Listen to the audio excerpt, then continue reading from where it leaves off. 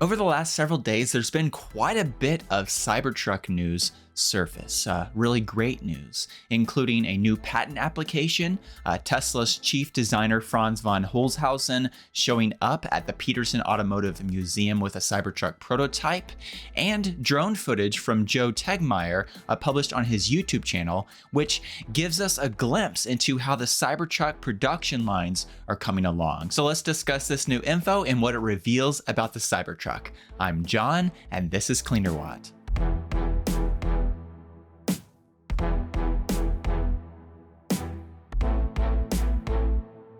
Recently, an electric car event was held at the Petersen Automotive Museum in Los Angeles, and Tesla's chief designer Franz von Holzhausen showed up with a Cybertruck prototype, which gave attendees of the event a rare close-up view of the Cybertruck prototype, and thankfully, several of those attendees have been sharing images and video clips of the Cybertruck online. I'll dive into some video clips of the Cybertruck that I have permission to share. But obviously what was shown at the Petersen Museum and the vehicle that Franz brought there, that's just a prototype. However, I was chatting with @GregorTruck on Twitter and was given permission to share a rumor that the Cybertruck prototype at the Petersen event was close to the version that should actually go into production this summer, and that the camo Cybertrucks that have been spotted driving around are actually release candidates that were manufactured at Giga Texas. I did want to say a special thank you to @Ryan Zohary for allowing me to use these Cybertruck clips that were posted on Twitter. And I will link to Ryan's Twitter account down below so you can follow and watch the full videos. But here are some details that Ryan captured in these videos. First of all, this clip reveals that the Cybertruck prototype actually already has a working power tonneau cover. And this clip also gives us some great views of the rear bed, and a place where I assume AC outlets will be behind this flap here, which was empty in the prototype, but once again, I believe that's where AC outlets will be. You can also see there on that left-hand side, and this is also on the right-hand side, in the front and rear bottom sides of the truck bed, there are tie-down hooks, and there are these side tracks with slots that I assume will be used for various Cybertruck bed accessories. Ryan also shared several views under the Cybertruck, and here you can see that there are built-in mud flaps for the Cybertruck.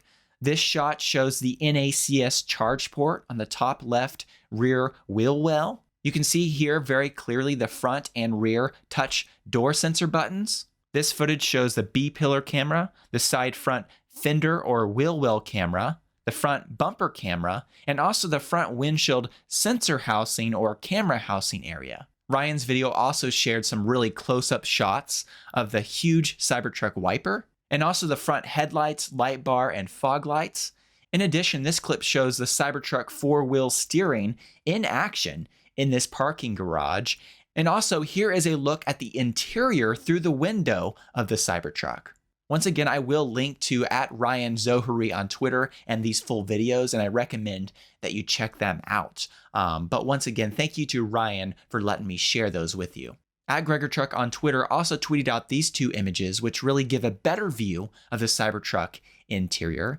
And as was noted in this tweet, it looks like the Cybertruck will have ventilated seats and a transparent roof, but apparently this prototype also had no rear display. So once again, while the Cybertruck that was at the Petersen event is still technically a prototype, it's very possibly pretty close to what the Cybertruck will look like when it actually goes into production, because we're getting pretty close to production. Back in May at Tesla's annual shareholder meeting, Elon Musk mentioned once again, and I've talked about this in past videos, but he talked about the fact that he expected to produce somewhere around 250,000 Cybertrucks per year. Elon then went on to clarify that that number could be even as high as 500,000 per year. However, it looks like now Tesla is planning to produce somewhere around 375,000 Cybertrucks per year, and that's what Electrek reported in this June 8th article. And apparently this information comes from communications Tesla sent to their suppliers. When it comes to when we should actually see official production start and customer-ready vehicles come off the production lines, According to this Electrek article, once again, quote, according to communications to suppliers, Tesla is planning to have its first Cybertruck release candidates at the end of August. Beyond just release candidates, also according to this article, it looks like the official start of production of the Cybertruck should be happening sometime in early October.